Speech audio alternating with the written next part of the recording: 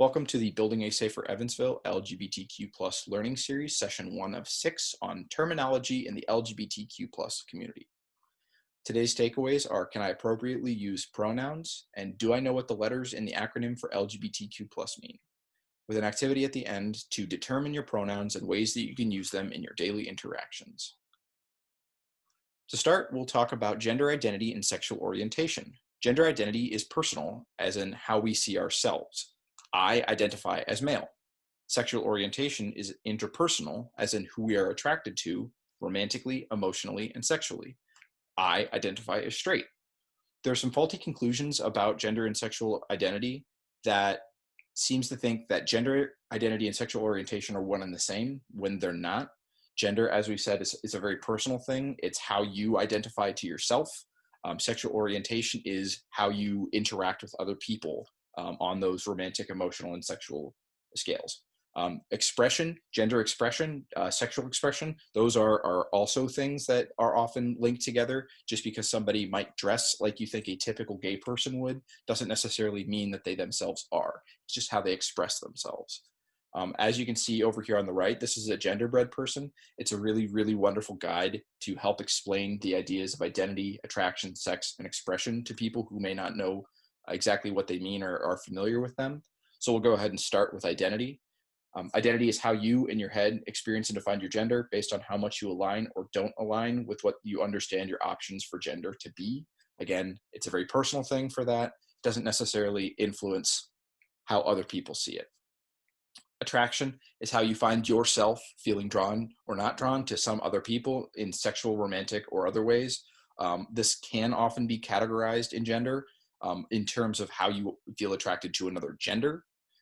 It is a very interpersonal thing. And sex is a physical trait that you're born with or develop that we often think of as the defining feature for your sex characteristics. Sex assigned at birth is the phrase that you often hear or see on paperwork that helps engage people and let them know I don't identify as my sexual characteristics, but I was born male, for example. And expression covers all of that stuff. Expression is a very outward thing. It's how you identify. It expresses how you are attracted to people. It can express your sex characteristics. And these things are constantly changing. There's going back to the faulty conclusions. There's this idea that once you figure out what your gender identity or your sexual orientation is, you're set in stone. It's locked. It's clicked. But as we learn more about ourselves and how we express ourselves, things change over time. For example, you may not always wear the same clothes. That doesn't necessarily mean that your identity or your attraction or your sex changes. It just means that your expression might change. Conversely, you might find that you're attracted to somebody or something that you weren't before, and so your attraction changes. You may have been born with male sex organs, but when you got to a point where you didn't feel comfortable in your own body, you might have transitioned, so your sex can change. This stuff always exists on a spectrum and is always able to change. So here is a great chart that talks about the sliding scale for gender identity, gender expression, anatomical sex, sexual attraction, romantic attraction, emotional attraction. Each of these topics covers stuff like gender identity, for example, might cover personality traits, jobs, hobbies, likes, dislikes, roles, expectations. This isn't the stuff that is only defining gender identity, but that our society normally identifies with. Gender expression might be style, grooming, clothing, mannerisms, affect, appearance, hair, makeup. Anatomical sex could be body hair, chest, hips, the width of your shoulders, the hormones that you develop. You might have been born with a penis, a vulva, the chromosomes that you were born with, your voice pitch. This stuff is a sliding scale.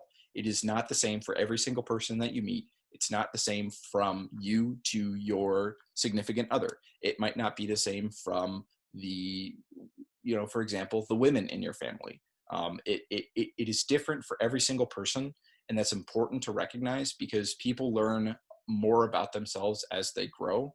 So their gender identity might change if they don't feel like they have a lot of masculine characteristics for expression, and they start identifying and expressing in a more feminine way.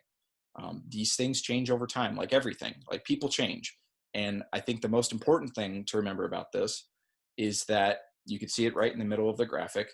Identity is not expression, is not sex, is not gender, and is not sexual orientation. These are independent things of themselves. Somebody could express themselves in a very feminine way, but have a very solid masculine man gender identity. These things are not set in stone. They do not, one thing does not mean the other. They're different from every person. So the best part about this is it means that you have to get to know people instead of being able to make an idea that somebody expressing feminine characteristics is identifying as a woman. So defining LGBTQ+, L stands for lesbian, G stands for gay, B stands for bisexual, T stands for transgender, Q stands for queer or questioning, and plus represents everything else. So starting with lesbian, lesbian is a woman whose enduring physical, romantic, and or emotional attraction is to other women. Some lesbians may prefer to identify as gay or as gay women. Gay is an adjective used to describe people whose enduring physical, romantic, and or emotional attractions are to people of the same sex. Sometimes lesbian is the preferred term for women. Gay is often used when a man feels attracted to another man. It doesn't exclusively mean that, but it is kind of an overarching term for covering the much of, not all of, the LGBTQ plus community. Bisexual is a person who has the capacity to form enduring physical, romantic, and or emotional attractions to those of the same gender or to those of another gender. People may experience this attraction in different ways and degrees over their lifetime. Bisexual people need not to have had specific sexual experiences to be bisexual. In fact, they may not have to have any to experience the idea that they are, or to feel that they are bisexual. Transgender is an umbrella term for people whose gender identity and or gender expression differs from what is typically associated with the sex they were assigned at birth. People under the transgender umbrella may describe themselves using one or more wide variety terms, including transgender. You don't have to physically have transitioned to identify as transgender, though it might help you feel more comfortable in your own body. Not all transgender people will take that step, and not all transgender identity is dependent on physical appearance or medical procedures. So queer and questioning is kind of a back and forth between a lot of members of the community. Queer stands for people whose whose sexual orientation is not exclusively heterosexual. They might identify as lesbian, gay, bisexual, but they might perceive those terms to be too limiting or heavy with cultural connotations, and they don't feel like it applies to them. Once considered a pejorative term, queer has been reclaimed by some in the LGBTQ plus community to describe themselves. However, it is not universally accepted, which is why you might see questioning used. Because for a long time, queer has been used as a slur against members of the LGBTQ plus community. And so older members of the LGBTQ plus might feel like it is something that is being used in a harmful way.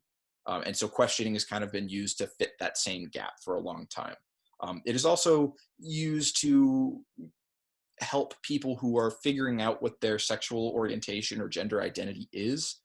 And so it doesn't put a hard label on it and set somebody in stone for saying that they are lesbian or are gay or are bisexual or even are transgender. They just don't know yet.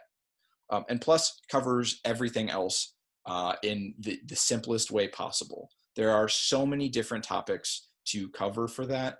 And if we wanted to list it out, it would take a while, and it is a very important thing to recognize that people who fall under the plus don't fit necessarily in the lesbian, gay, bisexual, transgender, queer questioning sections. And that kind of goes back to this last slide where you see these different bars and they change over time, and there's a sliding scale that affects everything. And the plus covers all of that. The plus covers everything else that might not have been covered under those original terms. Gender pronouns, what are they? A gender-neutral or gender-inclusive pronoun is a pronoun which does not associate a gender or properly associates a gender with the individual who is being discussed. This is in reference to gender identity.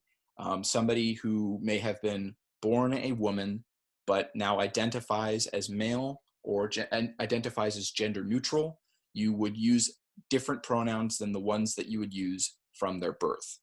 The three things to keep in mind with gender pronouns are: what if I mess up? Why is it important to respect chosen pronouns? And what if I don't know? We'll go through a list real quick about the different types of gender pronouns, some of the different pronouns that are used, but please keep in mind, what if I mess up? Why is it important to respect chosen pronouns? What if I don't know? Here's a list of different pronouns: he, him, his, she, her, hers, they, them, theirs, sie, zer, zers, vi, ver, vers. These are all interchangeable. You'll see the list on the right. These are all the same phrases, but with the different pronouns put into them.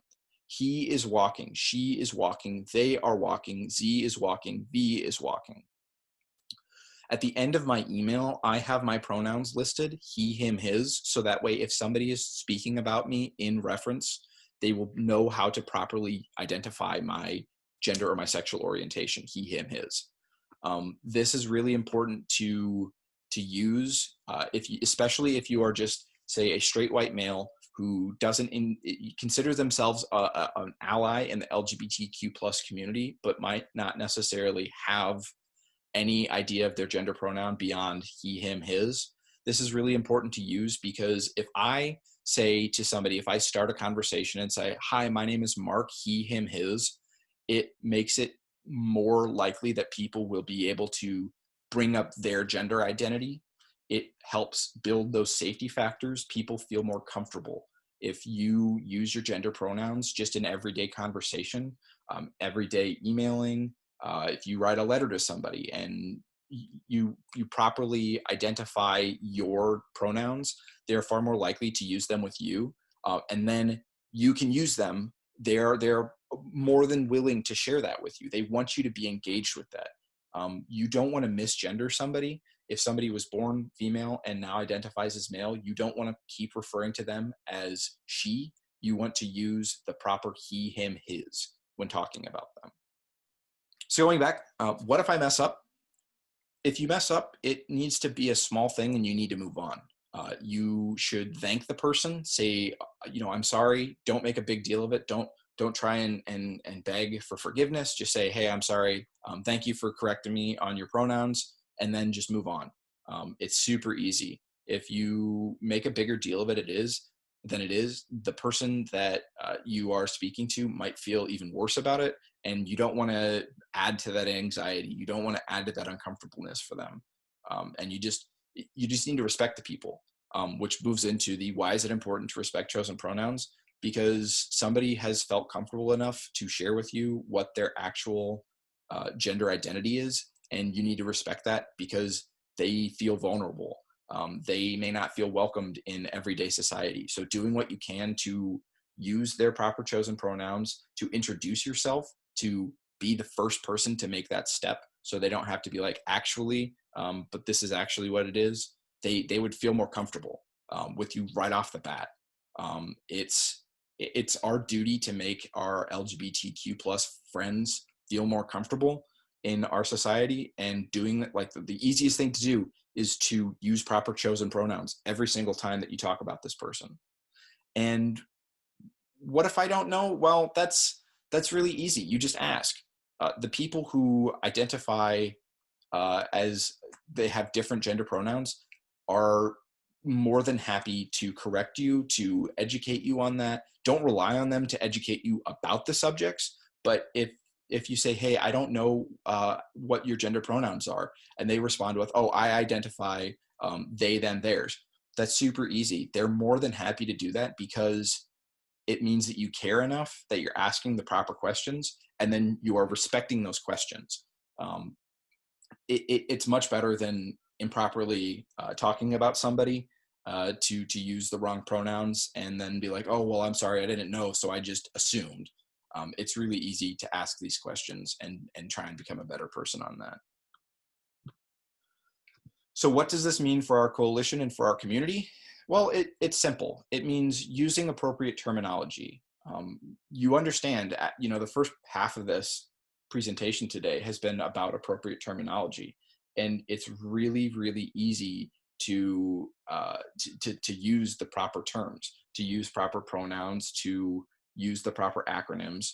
Um, Engaging with the community is really important, and you want to make sure that you're speaking the proper language so it doesn't come off as slurs or bad or anything like that. Um, Reaching out to members of the LGBTQ plus community is also really important. So not just saying, well, I'm a supporter, I have a flag in my yard, but actively going out and saying, what can we do for members of our community? How can we get involved with Pride? How can we properly uh, engage you and properly make you part of our organization, our community, our business, our home? Um, Talking to them with the proper terminology that we've used, that we've talked about. And honestly, the biggest thing, and I think this is going to be throughout every single presentation that we do, keep searching for answers. There's always more to learn. There's always more to learn.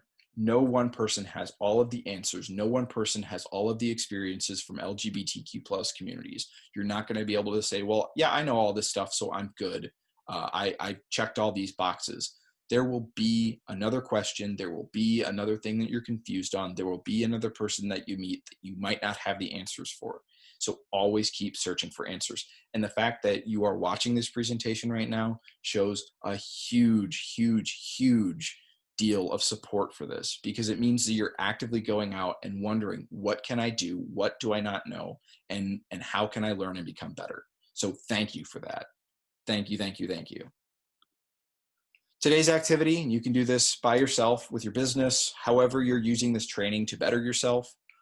The ways to use pronouns. What are your pronouns? How do you identify your pronouns? How do you speak about your pronouns? What are ways to incorporate pronouns into your organization, such as using them in meetings, in daily conversations, adding them to your company's emails? And what do you do if you don't know someone's pronouns? Engaging with that, asking another person, I don't know what your pronouns are, just make it an exercise, make it something that you can feel comfortable saying without having too many questions. So I'm going to go back to the pronoun slide real quick, and I will let you pause. If you have any questions, comments, or concerns, please email us at baseevansville@gmail.com. We'd love to hear from you. If there's something that you weren't super sure on in today's presentation, you just wanted to say thank you for putting this on, or if you feel like there's something that's missing from this presentation, please, please, please email us. We'd love to hear from you. Thank you for your time today. It's been really wonderful.